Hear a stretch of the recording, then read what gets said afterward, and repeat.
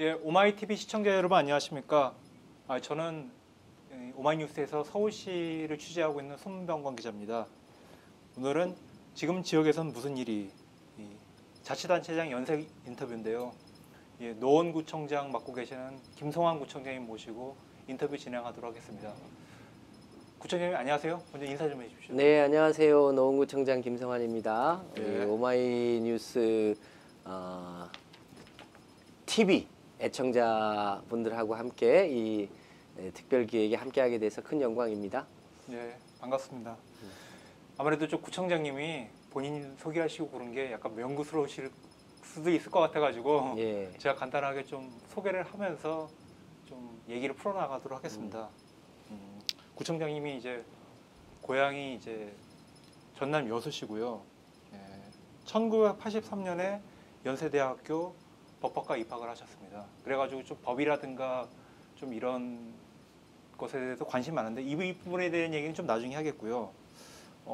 제가 보니까 1987년에 민주헌법쟁취 국민운동본부 학생 실무대표로 했다는 경력이 좀 눈에 띄네요. 네.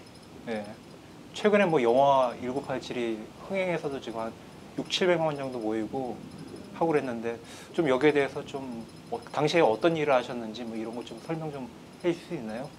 얼마 전에 저 우상호 전 원내대표가 어디 모 방송에 나와서 그때 김성환 노원구청장이 예. 그 제야와 학생들 간의 연락 책임자였다고 한번 얘기를 한 적이 있어요. 예. 그때 민주쟁취 국민운동본부가 그 기독교 회관 안에 있었거든요. 네. 그 기독교 회관 안에 이제 4.13 호헌 조치에 이제 반해서 만들어지는데 그때 제가 그 이제 당시는 전국 대학생 대표자 협의회가 만들어지기 전에 이제 서울 대학생 대표자 협의회의 대표 자격으로 실무 대표 자격으로 예. 거기 이제 가서 이제 우리 학생들의 뜻과 의견을 이제 전달하고 또 그걸 연결하는 역할들을 했었죠. 그러니까 6월 항쟁이 있는데 당시 학생들의 역할이 컸잖아요. 예. 그렇죠. 그 학생들이 6월 항쟁을 이제 시민사회들하고 함께 하는데 그 중간 고리 역할을 제가 해서 저도 6월 항쟁을 승리로 이끄는데 숟가락 하나 보탠 경험이 있습니다. 예. 그 전국 대학생 대표자 협의회라고는 좀 잘 생소하실 수 있을 것 같은데 전대협. 옛날에 이제 전대협 하면은 네. 굉장히 유명했습니다. 이게 1987년에 이제 전대협이 이제 출범을 했었고요. 그 당시 이제 얘기를 하셨는데 그 영화는 이제 보셨죠, 물론. 그 아직 못 봤어요. 제가 아직 못 보셨어요? 최근까지 책을 쓰느라고 예. 책을 다 쓰고 본다라고 했는데 책을 이제 얼마 전에 탈고를 해서 곧 볼 예정입니다. 굉장히 늦네요. 거의 개봉한 지가 벌써 한 3~4주 되고. 그러다 보니 있는데. 근데 어쨌든 제가 출판 기념회 날짜는 정해놨고 책은 다 못 썼고 그러니까 일단 책은 일단 다 쓰고 저도 이제 많이 보고 싶었는데 지금이라도 봐야죠. 그 영화 얘기 나와가지고 그러는데 네. 좀 그런 경향이 있어요. 그러니까 뭐냐면 일부러 안 보시려는 분들이 있더라고요. 왜냐면 그러니까 오히려 당시에 굉장히 열심히 했던 분들 같은 경우는 그 당시 기억이 굉장히 고통스럽고 아픔이 있고 좀 어떤 뭐라고 할까요? 죄책감이라고 해야 되나요? 그런 것들이 있어가지고 나는 그 영화 보면은 좀 감정이 감당하지 못할 것 같다. 그래가지고 못 보는 분들이 있는데 좀 비슷한 심경일까요? 아니요, 저는 그 아주 좋은 추억으로 가지고 있어서 그 당시에 학생으로서 감당하기 쉽지 않은 그런 경험이었죠. 이게 정말 이대로 가도 되는 건가? 이게 한국 역사에 어떤 영향을 미칠까를 채가름하기도 전에 어쨌든 우리 앞에 주어진 역사적인 과제에 대해서 후회 없이 노력하자 이런 이제 각오를 했는데 어쨌든 결과적으로 절반의 승리를 쟁취한 거잖아요. 예. 6월 항쟁까지는 승리했는데 그 6월 항쟁의 승리가 대통령 직선제까지는 가져왔지만 우리 이제 직선제에서 사실상 우리 양김의 분열로 패배했죠. 예. 이제 그런 아픔 때문에 절반의 승리라고 하는 게 마음은 아프지만 그 6월 항쟁까지 가는 과정은 매우 희망적이었기 때문에 저는 그런 이유 때문에 안 본 건 아니고요. 그야말로 다른 이유 때문에 못 봤습니다만 곧 보겠습니다. 예. 그 사실 막 요랑쟁 그러면은 저도 좀 약간 기억이 있는 정도 나이인데 네. 작년에 그러니까 이제 재작년에 되는 거 재작년에 이제 촛불 시위라든가 이런 데 참여했던 젊은 친구들 같은 경우는 거의 옛날 무슨 한국 전쟁이나 이제 독립운동 시절 얘기처럼 그렇죠. 네. 받아들여지는 부분도 있거든요. 근데 제가 기억으로는 굉장히 촛불 시위는 좀 평화롭게 진행이 됐는데 그런 곳에서 굉장히 치열하고 좀 격렬하게 싸웠던 기억이 얼핏 나고 그래요. 1987년. 그 이제 아무래도 그것의 가장 상징적인 사건이 이한열 열사 이제 체류탄 직격탄 때문에 그 이한열 열사가 사망한 건이잖아요. 네. 저도 그 현장에 있었거든요. 아, 그리고 87년 6월 9일. 예. 그 무렵에 저도 그러니까 제 얼굴 한 30cm 사이로 체류탄이 이렇게 휙 지나가는 경험도 있고요. 아이고야. 제 뒤통수에서 체류탄이 터져서 그 목 뒤로 온통 다 물집이 잡힌 적도 있어요. 예. 바로 뒤에서 뻥 터져가지고. 예. 그러니까 그 체류가스 전체가 목을 뒤엎은 거예요. 그런 경험도 있어서 그게 진짜로 남 얘기 같지가 않아요. 예. 예, 제가 청취자들 위해 좀 설명드리면은 그 당시에는 최루탄은 이제 지금 최루탄 냄새 맡아보시지 못한 분들도 많을 거 아니에요. 그 당시에는 이제 사람을 향해 이게 냄새를 맡게 해서 해산시키는 건데 사람을 해가지고 이 탄을 쐈습니다. 그래가지고 실제로 그거를 정면을 맞으면은 굉장히 좀 위험한 상황이 된 그런 경우도 많았거든요. 그래가지고 나중에는 한 90년대 가지고는 이게 몇 도 이하로 꺾어가지고 위로 쏘지 않으면 발사가 안 되는 그런 안전장치까지 만들 정도로 굉장히 위험한 장비였어요. 그런 상황에서 저 이한열 열사 같은 경우도 그렇게 생명을 잃으셨고요. 좀 그런 시대를 이제 살아오셨습니다. 네. 구청장님. 예. 하여튼 뭐 영화 얘기를 어쩌다 보니까 네, 오래 했는데요. 예. 다른 얘기를 좀 해보겠습니다. 네. 이 구청장님이 사실 이제 고향은 이제 여수지만은 이제 여기서 그러니까 노원구에서 구청장도 오래 하셨고 또 인연은 굉장히 오래 전부터 맺으셨던 걸로 보이더라고요. 그러니까 얘기 듣기로는 한 91년부터 노원구하고 처음 인연 맺었었다고. 근데 그 계기가 굉장히 좀 개인적인 부분이 있었다고 그냥 들었어요. 그런 거 좀 한번 얘기를 해주시겠어요? 저는 고향이 이 여수 거문도인데 11살 때 서울로 와요. 예. 저희 큰 형이 제가 삼남 이녀의 막내인데 큰 형이 고3 때 하숙을 하다가 영양실조에 걸려서 아 이거 큰일 나겠다 싶어서 이제 저희 아버지가 서울에 집을 한 채 사서 형제들을 다 서울로 유학을 보내거든요. 예. 그래서 이제 형제들끼리 서울로 유학을 갔는데 유학 온 장소가 신촌 로타리 부근이었어요. 그래서 신촌 로타리 부근에서 이제 대학교까지는 이제 다니게 됐고요. 그리고 이제 제 지금 이제 집사람을 이제 만나게 됐는데 제 집사람이 살고 있는 데가 상계동이라 예. 그때 저는 이제 신촌에 살았고 이제 그때는 이제 종점이 상계역이었거든요. 예. 지금은 당고개역인데 상계역까지 바래다주고 집에 오려면 택시가 이제 지하철이 끊기는 경우가 많아서 택시를 타고 나오는데 그 비용이 만만치가 않더라고요. 예. 그래서 그때는 결혼하기 전인데 가급적이면 일종의 연애도 하고 택시비도 절약하고 예. 그런 이제 취지로 이제 장차 처갓집이 될 상계동 근처로 91년도에 이제 이사를 갔죠. 그게 이제 상계동으로 간 예. 인연인데 아무래도 요즘은 이제 장모 중심 사회다 보니까 결혼하고 아무래도 아이를 맡기기도 이제 처갓집이 편하잖아요. 예. 시댁은 아무래도 저 거문도에 있으니까 더더군다나. 그래서 이제 자연스럽게 거기에 이제 정착을 하게 됐죠. 그런 사연이 있습니다. 네. 예. 그 이제 농담으로 처갓집 덕분에 노원구에서 출세했다 이런 얘기 그럽니다. 예. 그 구청장님이 좀 이력이요. 네. 구의원, 시의원, 구청장. 네. 그래서 이 지역에서 거의 한 25년, 26년 이상 차곡차곡 이렇게 이 스텝, 그러니까 한 단계 한 단계씩 이렇게 성장을 해오신 분이에요. 네. 예, 그래서 뭐 갑자기 이렇게 뭐 와가지고 이렇게 여기가 내 고향이다 뭐 이렇게 하신 분은 아닌 것 같고요. 네. 그리고 뭐 얘기 정리하기 전에 이제 마지막으로 이거 정도는 얘기하고 가야겠네요. 이 구청장은 이제 재선을 하셨는데 사실 2014년도 같은 경우는 서울에서 이제 지금의 여당 민주당이 압승을 했거든요. 네. 서울시장 선거도 그렇고. 네. 근데 박원순 시장님이 사실 자랑을 많이 하시는 편입니다. 음. 자기 재선하면서 굉장히 압도적으로 이겼다고 네. 그렇게 했는데 자료를 찾아보니까 이 한 20개 정도 구청 중에서 박원순 시장님이 오히려 구청장보다 못한 게 표를 올리는 데가 한 4군데 되더라고요. 몇 군데 있습니다. 그 중에 보니까 노원구, 네. 구로구, 강동구, 금천구 이런 데는 네. 이제 시장님이 별로 그렇게 명함을 내밀지를 못하세요.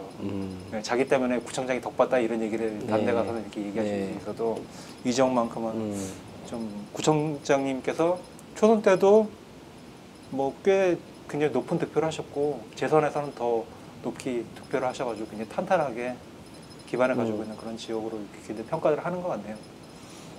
그 실제로 박원순 시장님 도움을 많이 받았죠. 뭐 이제 거기 표차가 아주 근소하기 때문에 뭐 예. 누가 누구에게 도움을 더 줬다 덜 줬다는 건 뭐 별 의미가 없긴 한데 그래도 이제 객관적으로 보면 노원에서는 박원순 시장님이 얻은 표보다 제가 얻은 표가 조금 더 많아요. 예.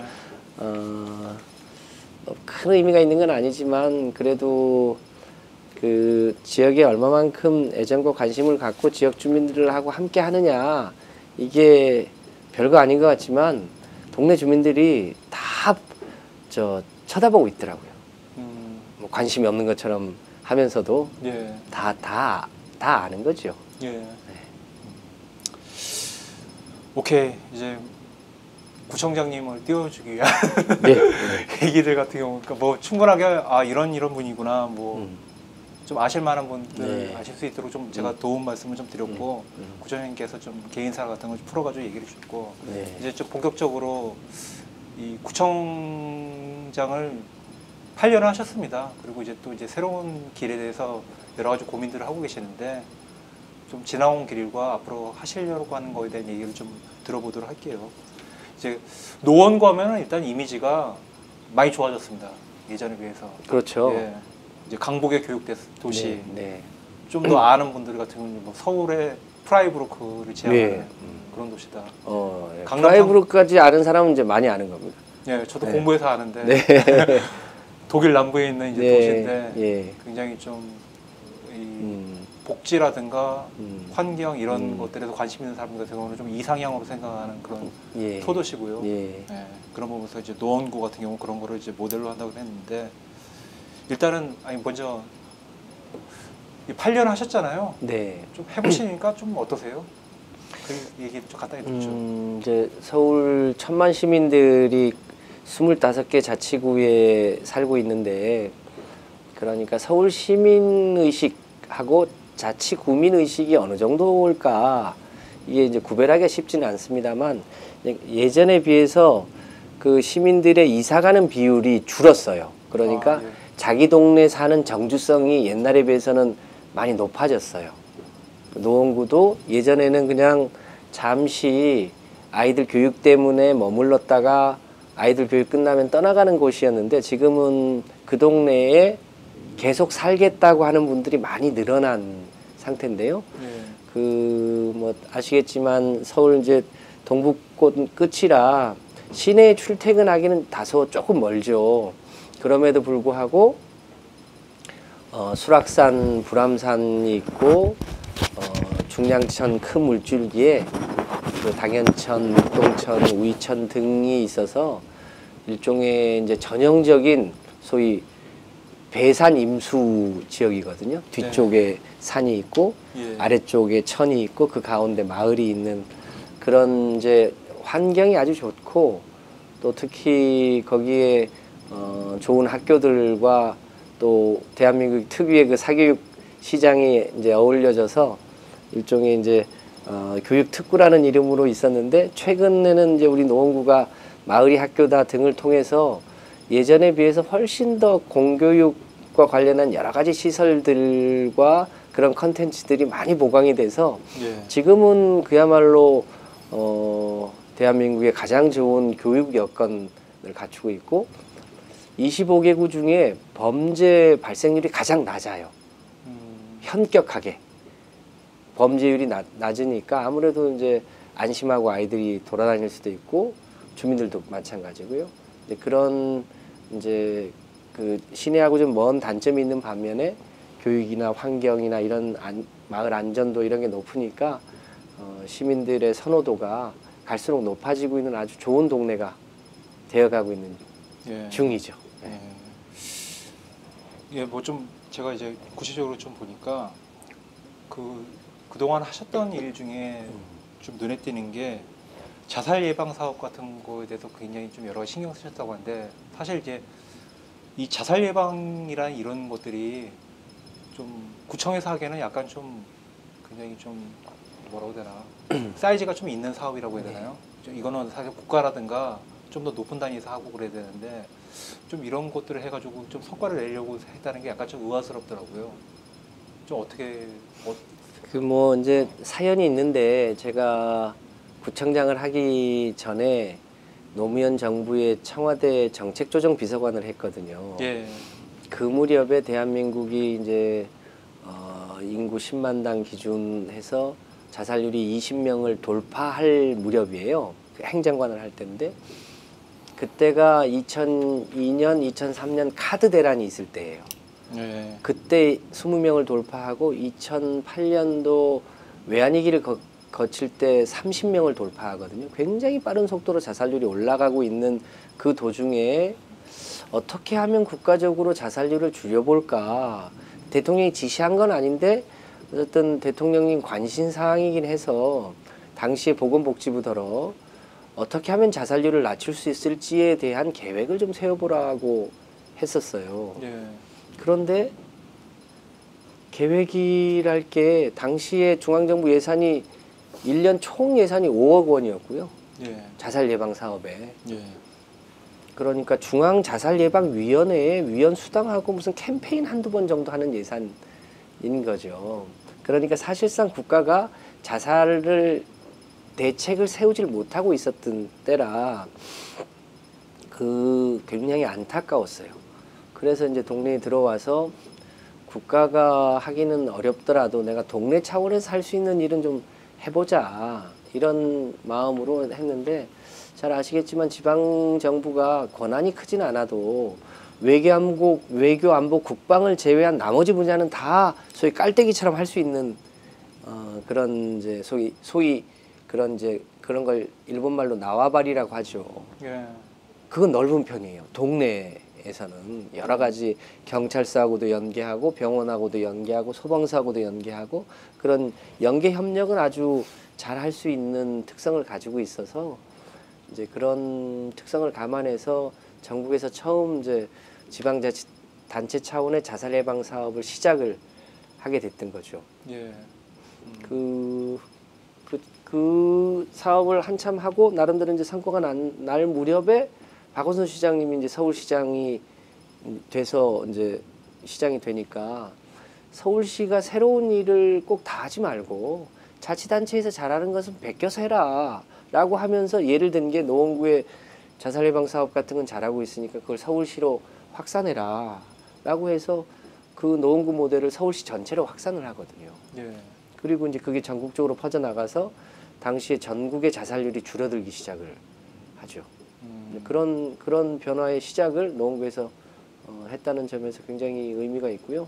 조금 더 보태면 며칠 전에 중앙정부에서 자살률을 국가 차원에서 낮추겠다고 보건복지가 발표를 했죠. 그 내용은 저도 아직 다 확인을 못했습니다만 예. 그 자살, 산재, 교통 이 3대 사망률을 낮추겠다고 그제 발표를 했는데 그 처음 대통령이 수석보좌관 회의에서 지시할 때도 노원구의 사례를 언급하면서 얼마든지 국가 차원에서도 좀 해볼 수 있는 일 아니냐, 좀 계획을 세워보라고 하셨다고 그래요. 예. 이제 그런 면에서 우리 노원구의 구호가 노발대발이거든요. 노원구가 발전해야 대한민국이 발전한다라고 네. 하는데, 이 자살 예방 사업도 이제 그런 면에서 노원구가 시작한 일이 이제 국가적으로 이렇게 확산되게 됐다는 점에서 굉장히 나름 의미를 갖고 있는 사업이라고 생각합니다. 그 좀 새 정부 이제 들어서 가지고 좀 탈원전 정책이라든가 이런 것들에 대해서 좀 많이 관심을 기울이고 실제로 이제 작년에 이제 좀 고리 원전 놓고 이제 공론화 조사도 하고 그랬었거든요. 예. 근데 뭐 그거를 이제 대체 에너지를 찾는 것들이 태양광이라든가 이런 것들을 좀 시범적으로 자치구청 같은 경우는 많이 활성화하려고 시도를 하고 있더라고요. 서울시에서도요. 예.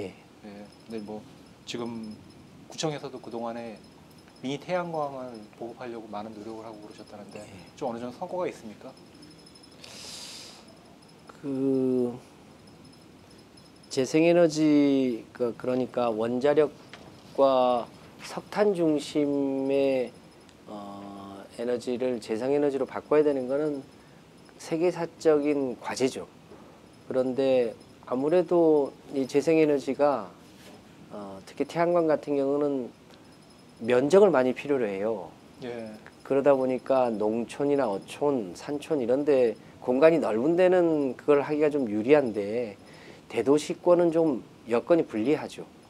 상대적으로. 예. 이제 그런 면에서 이제 햇빛이 비치는 베란다에 태양광을 붙이는 것은 기존에 있는 면적을 최소화하면서도 에너지를 최적으로 쓸 수 있는 면에서 굉장히 의미 있는 사업이라고 생각해요.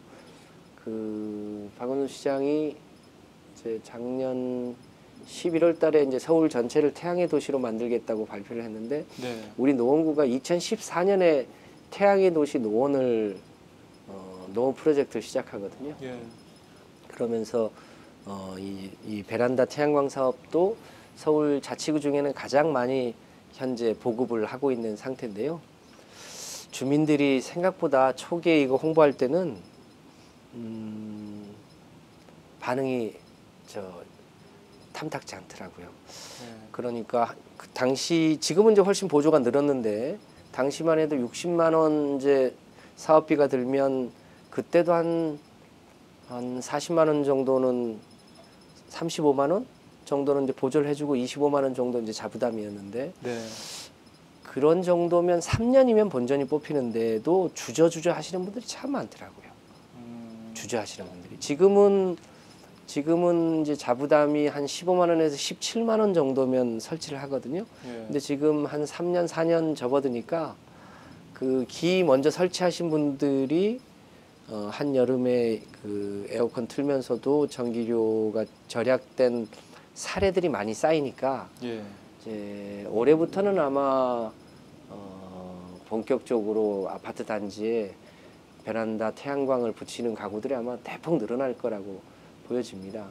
이제 그런 점에서 이제 이런 건 이제 대도시권에 맞는 굉장히 이제 적합한 재생에너지 모델이다.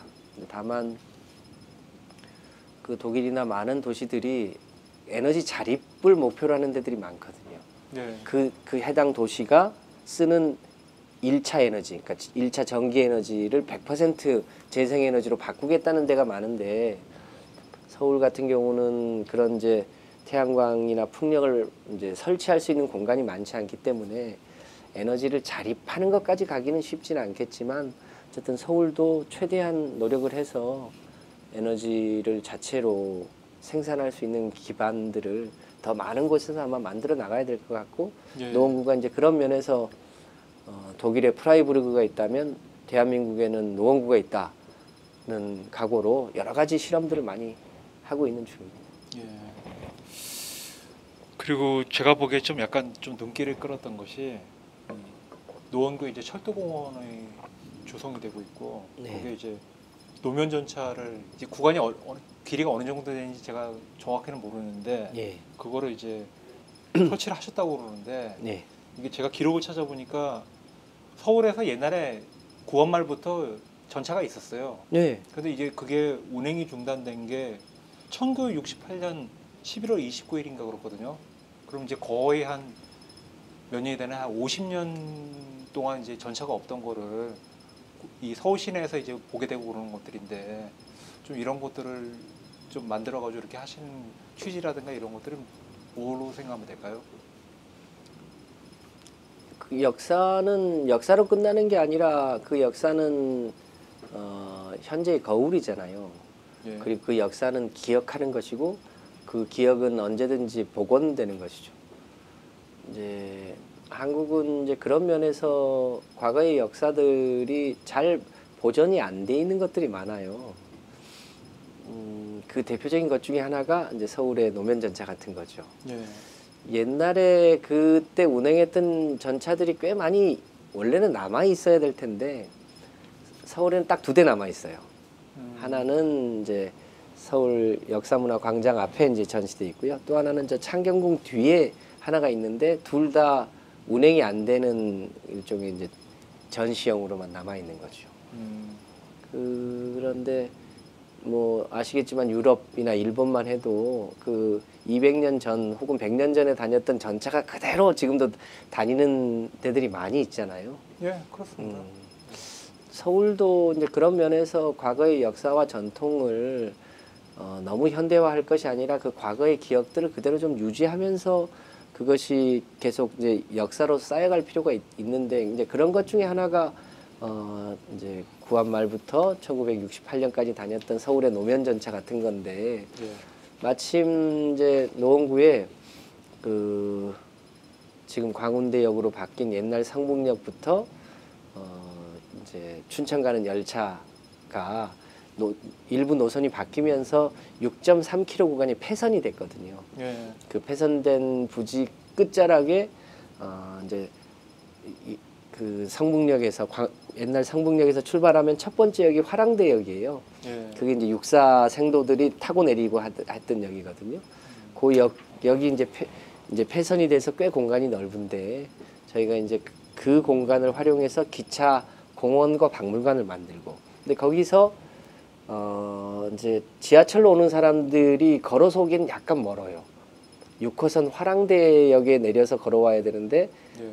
직선 거리로 약 770m쯤 돼요. 그래서 그 770m에 이제 중간에 사거리가 2개 껴 있고요. 그 770m 거리를 그 사라진 노면 전차를 부활시켜서 그 전차가 그 지하철 6호선과 화랑대 기차역을 연결시켜주는 역할도 하고 그리고 이제 과거 역사도 재현하고 뭐 이러려고 했는데 마침 일본의 그 2차 세계대전 때 원자폭탄을 맞았던 히로시마에 1957년도에 만들었던 우리 시대에 다녔던 전차와 같은 모델이 현재도 운행이 되고 있었는데 저희가 여러 가지 경로로 특히 일본 거류민단 협조를 구해서 도움을 청했더니 그분들이 기꺼이 그 현재 운행이 되는 전차 하나를 저희한테 기증을 해줬어요. 그 이제 올 1월 4일 날 한국으로 와서 지금 이제 운행 이제 대기를 하기 시작했죠.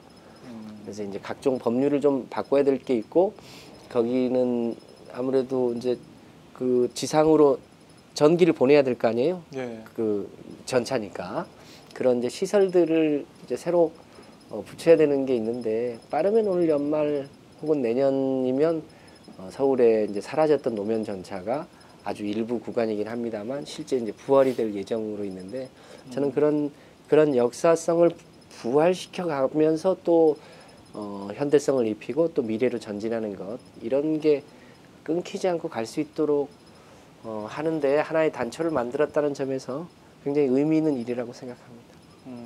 그게 한 연말 정도에나 만약 운행하면 연말 정도에나 볼 수 있는 거예요? 빠르면 지금도 이제 그 본체는 그 화랑대역에 가면 있어요. 볼 수는 있는데 이제 네. 다니는 거는 지금 그게 사실 지금 외국 같은 경우 이제 전차 운행하는 나라 도시들이 있잖아요. 네. 이제 미국 샌프란시스코 있고 캐나다 토론토 있고 제가 가가지고 한번 타보기도 하고 물어도 봤어요. 이게 도심에 있는데 어떻게 보면 굉장히 좀 뒤에 따라오는 차들 같은 경우는 속도를 줄이니까 짜증 나는 부분이 있을 것 같더라고요. 해가지고 아 이렇게 느린 전차를 두면은 좀 굉장히 바쁜 사람들 같은 경우는 못 가기도 하고 그런데 좀 그렇지 않냐 요즘같이 바쁜 세상에 그렇게 얘기하니까 아니라고 이 도심일수록 가운데 이런 전차 같은 게 있고 그래야지 사람들이 이렇게 빨리빨리 하면서 놓치게 되는 것들을 보게 된다.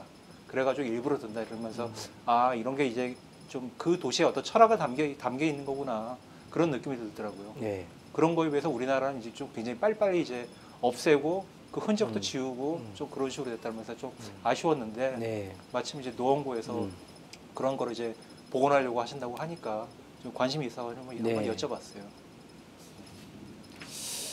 그럼 뭐 최근에 했던 거 한 가지만 또 여쭤보도록 하겠습니다. 네.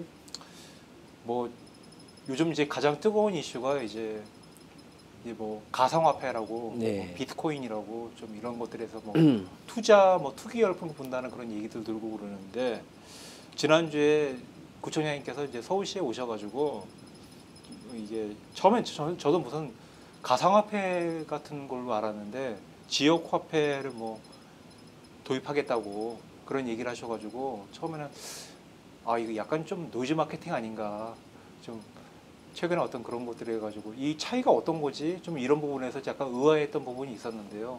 좀 이런 것들을 좀 시기적절하게 좀 얘기를 하셨던 취지는 어떤 걸까요? 지금 시중에서 얘기하는 가상화폐들은 그 화폐라는 거는 물물 교환의 수단이 가장 본원적인 거잖아요. 예. 두 번째로 이제 부의 축적의 수단이죠. 화폐라고 하는 것은. 예. 근데 그것이 이제 법정 화폐냐 아니냐 뭐 이런 문제가 있을 수 있지만 기본적으로는 이 컵과 이 핸드폰을 교환하는데 직접 비교를 할 수 없으니까 화폐라는 단위를 두고 이 각각의 값을 비교해서 이거를 교환할 수 있도록 하는 매개죠, 화폐는. 예. 근데 이 화폐를 직접 실물로 가지느냐 아니면 소위 이제 온라인상의 가상으로 갖느냐 이런 게 차이일 수 있는데 기존에 있는 것은 그 가상화폐라는 이름을 갖고 있지만 본질적으로 물물 교환의 수단으로 실제는 거의 쓰이지를 않았어요. 예. 그런데 이것을 독려한다는 이름으로 소위 블록체인이 이제 암호화를 확산하는 과정에서 생기는 이 암호를 푸는 과정, 이걸 우리가 보통 채굴이라고 하는데 채굴 과정에서 생기는 일종의 이게 코인을 주는 방식으로 이게 하나의 상품화되면서 예. 이 코인이 일종의 희소성 있는 상품이 되어버리고 이 상품에 대한 투자가 지금 광풍을 일으킨 거죠. 예. 화폐는 어디 딴 데 가버리고 그런 거예요. 노원구는 이 지역화폐 제도를 도입하면서 뭐랄까요, 그동안 사회적으로 꼭 필요하지만 사회적 가치를 부여하지 않았던 자원봉사라든가 사회적 기부라든가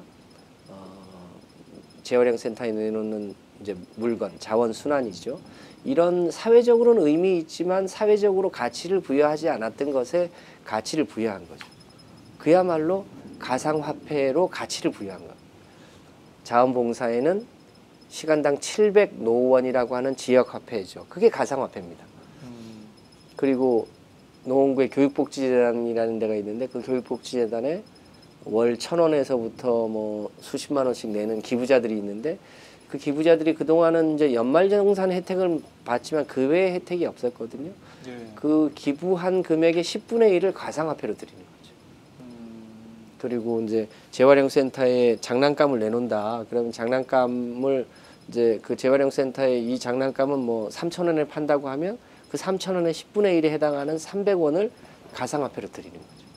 이게 일종의 가상화폐로 쌓이는 거고 예. 이 가상화폐를 어디서 쓸 거냐? 그러면 이제 동네 주차장이나 문화센터나 혹은 가상화폐에 가맹한 뭐 문고나 커피숍이나 뭐 미장원이나 이런 데서 이제 쓸 수 있게 해놓은 거죠. 예. 근데 만약에 이거를 무슨 이제 별도의 지역 화폐로 만들어서 쓰려면 이걸 관리하는데 비용이 많이 들 겁니다. 네. 근데 그렇지 않고 블록체인 기반의 가상화폐로 하니까 생각보다 거의 비용이 들지 않으면서 이 시스템을 작동할 수 있겠더라고요. 이제 그런 면에서 보면 현재 이 이 블록체인 기반의 가상화폐라고 하는 이 4차 산업의 굉장히 주요한 핵심 기술 요소라고 하는 것을 가장 교과서적으로 적용한 첫 사례가 아마 노원의 지역화폐일 겁니다. 실질적 의미에. 예. 제가 근데 사실 그 지역에 살아보지도 않고 이거를 어떻게 쓰이는지 보지 않아죠 그러는데 제가 좀 약간 흥미로웠던 부분이 이걸 블록체인 기술을 적용했다고 하셔가지고 네. 이렇게 지금 이렇게 구청 정도의 이제 자치 단위에서 만드는 지역 화폐에도 그 블록체인 기술이라는 게 적용할 수 있는 겁니까? 블록체인은 어디든 그렇게 복잡한 기술이 아니거든요. 네. 어디든 적용할 수 있는 건데 예를 들면 이제 큰 금액은 아니지만 저희도 자원봉사를 하면 이제 700노원을 드리거든요. 네. 700노원은 이제 700원의 가치를 갖는 거예요. 그러니까 커피가 5,000원짜리다라고 하면 그 5,000원에 700원은 가상화폐로 계산할 수 있는 거거든요. 예를 들면. 네.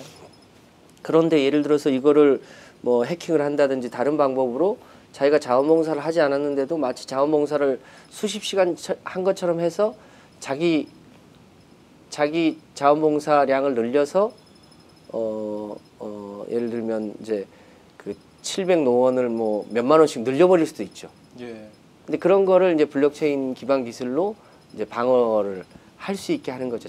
아, 그런 걸 잡아낼 자연스럽게. 수가 있는 거예요? 그렇죠. 이제 블록체인이 잘 아시는 것처럼 메인 서버 하나를 해킹한다고 해서 그거를 해킹이 되는 게 아니니까 이제 그런 면에서 뭐 이제 노원구에서 운영하는 거기 때문에 이게 해킹되더라도 무슨 사회적 피해가 크지는 않겠지만 그래도 그 화폐라고 하는 것은 일종의 신용 기반을 바탕으로 하기 때문에 이것이 신뢰에 기반하여 운영된다고 하는 사실이 바탕이 되어야 여기에 감행하는데도 이거를 믿고 받을 거 아니에요. 예. 믿고.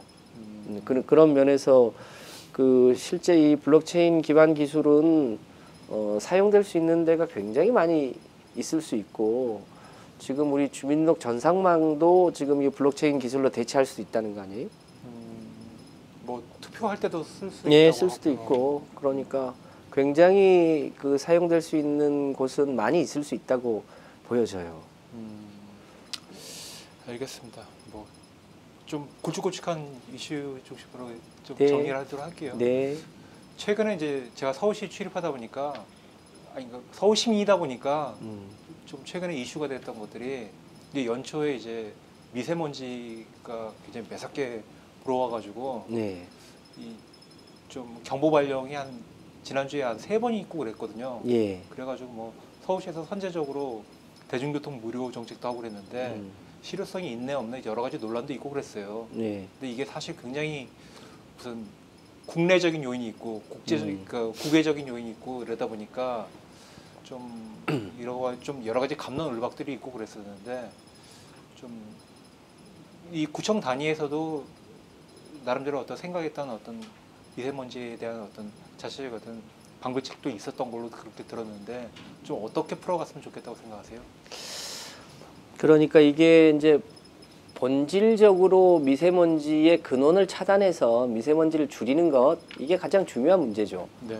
그러니까 대한민국의 기후의 여건상 봄에 그 중국에서 바람이 불어오는 것을 막을 수는 없는 건데 그 바람 사이에 미세먼지가 섞여가지고 넘어오는 것을 막는 것 또 국내적으로 보면 서해안에 석탄 석유 발전소를 대량으로 지으면서 그 석유와 석탄 발전 과정에서 굴뚝에서 나오는 여러 가지 뭐 황산화질소나 이산화질소류가 미세먼지화 되는 것 이런 걸 근본적으로 차단해야 되죠. 네. 또 도시에서는 각종 공사장이나 소위 이제 휘발유나 경유차 등에서 나오는 미세먼지를 줄이는 것 이런 근본적인 대책을 추진해야 되는 게 저는 이제 우선이라고 보는 거고요.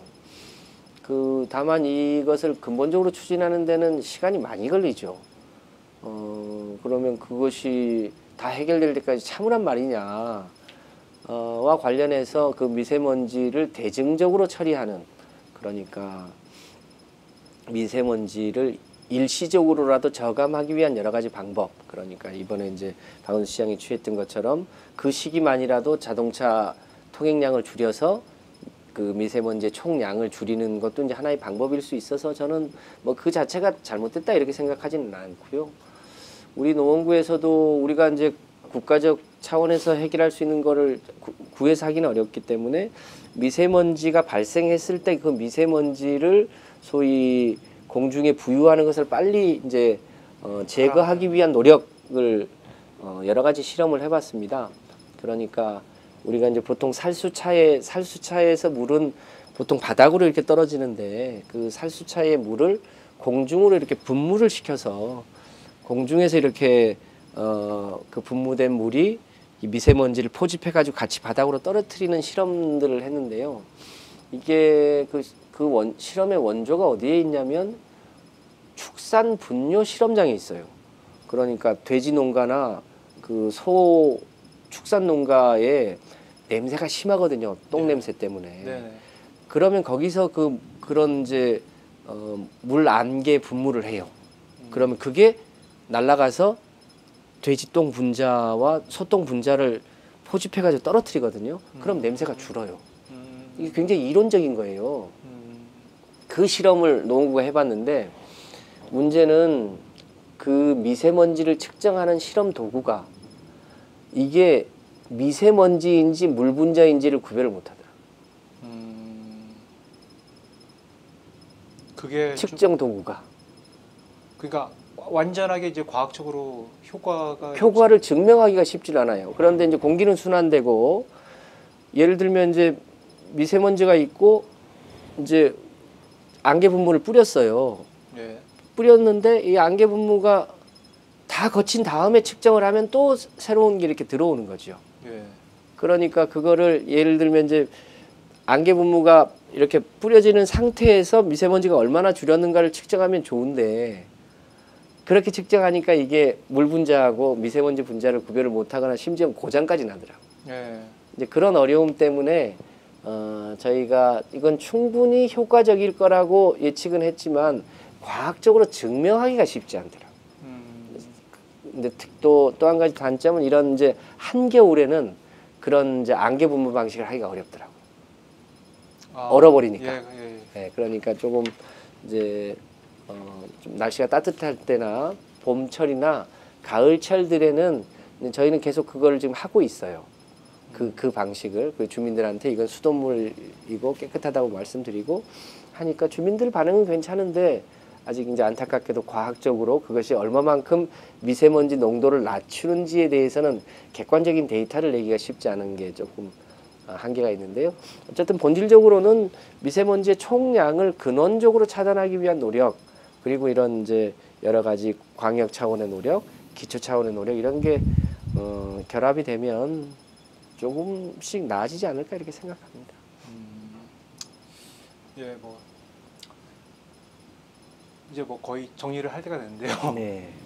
이 구청장님이 사실 이번에 이제 이번 임기가 이제 마지막이라세요. 이제 그런 분이 이제 서울시에 몇 군데 계시는데 네. 보통 그만두는 분들 같은 경우가 이제 정리한다고 해가지고 이제 사람들 자주 많이 안 만나시거든요. 근데 이렇게 하시는 게 뭐 구청장 선거는 안 나가시는데 네. 지금으로서는 같이 하는 국회의원 재보선 같은 경우는 이제 나가실 가능성이 제가 보기에는 좀 유력한 상황이고 아마 제가 느끼기에는 그렇습니다. 이제 자치단체장으로서 이제 해본 역할이라든가 이런 것들에서 남들 만족하시고 그런 것도 있지만은 한계도 있을 거고 이제 구청하고 지자체하고 또 국회에서 하는 일은 또 다른 어떤 매력이 있을 것이다. 그런 어떤 포부라든가 이런 것이 있어가지고 또 지금 열심히 또 이제 노원병입니다. 예. 거기서 아마 출마를 하실 것 같은데 좀 그런 거에 대해서 좀 앞으로 왜 그런 생각을 하게 되는지에 대해서 좀 얘기를 좀 듣고 한번 정리를 해보죠. 저는 뭐랄까요 이제 기초자치단체장이 해야 될 역할 또 이제 국회의원이 해야 될 역할 어느 게 더 뭐 중요하고 안 중요하고 이런 문제는 아니라고 생각합니다. 다 우리 사회에서 의미 있는 역할이라고 생각을 하는데요. 제가 이제 자치단체장을 8년간 하면서 소위 이제 국가적 차원에서 했으면 좋겠다고 생각하는 일들 중에 아직 잘 해결되지 않은 여러 가지 숙제들이 많이 보입니다. 그래서 우리 노원구에 아까도 말씀드렸던 것처럼 이제 대표적인 구호가 노발 대발인데요. 노원구가 발전해야 대한민국이 발전한다인데 우리 노원구에서 실험했던 여러 가지 정책들 중에 소위 국가 차원에서 했으면 더 좋겠다는 그러면 이제 아무래도 효과가 더 커질 테니까 이제 그런 숙제들도 많이 있고요. 특히 이제 최근에 제가 이제 많이 관심을 갖고 있는 것은 이제 세계적 차원의 경제 양극화를 해소하는 문제, 또 지구적 차원의 기후 변화에 대한 대한민국의 역할, 이런 문제는 아무래도 자치단체 차원에서 해결하기는 좀 어려움이 있어서 이제 우리 국가가 인류의 생존을 위해서 해야 될 역할도 있고 지구촌 전체에서 차지하는 비중에 걸맞게 해야 될 역할들이 있을 텐데 이제 그런 부분들을 하려면 아무래도 이제 조금 더 국가적인 정책 결정 과정에 영향을 미칠 필요도 있어서 그래서 지금 노원병 지역에서 있을 지방선거와 같이 있을 이제 국회의원 보궐선거에 출마하는 것을 적극적으로 검토하고 있는 중입니다. 뭐 알겠습니다. 네. 예. 뭐 끝으로 뭐 그동안에 이제 한 8년 하셨는데 지역 주민이라든가 그런 분들에게 하신 말씀이라든가 오늘 좀 인터뷰에서 다 못하신 얘기 같은 것들이 있으면은 좀 마지막으로 좀 보통 그런 건 저거 보고 하던데 네? 저쪽 거 보고 하던데 여기 보고 하면 돼요? 아, 이쪽 보고 하시면 그래요. 네, 네. 예, 예. 그 8년간 구청장 하면서 들었던 생각은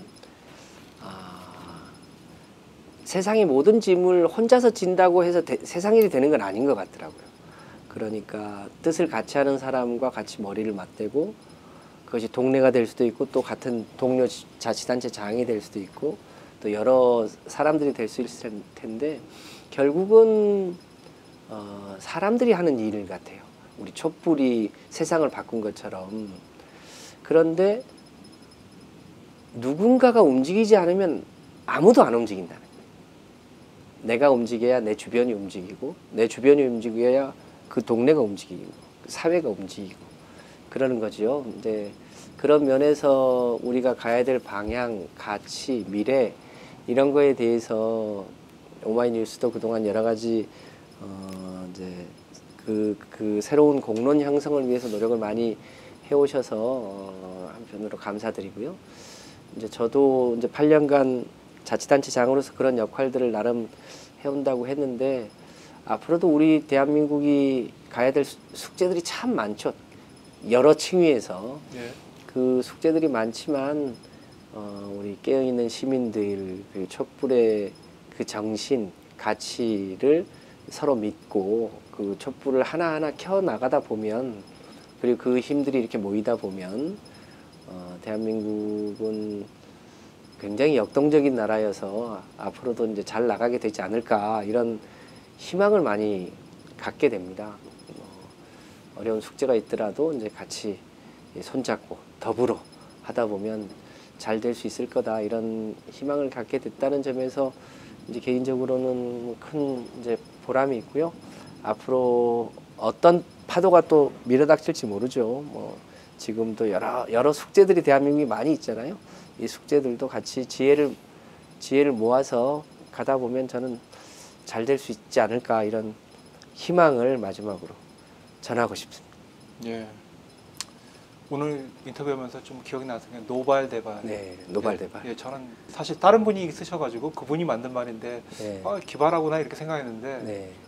알고 보니까 이제 구청장님께서 저작권을 주장할 수 있는 부분이 꽤 이게 원래 네.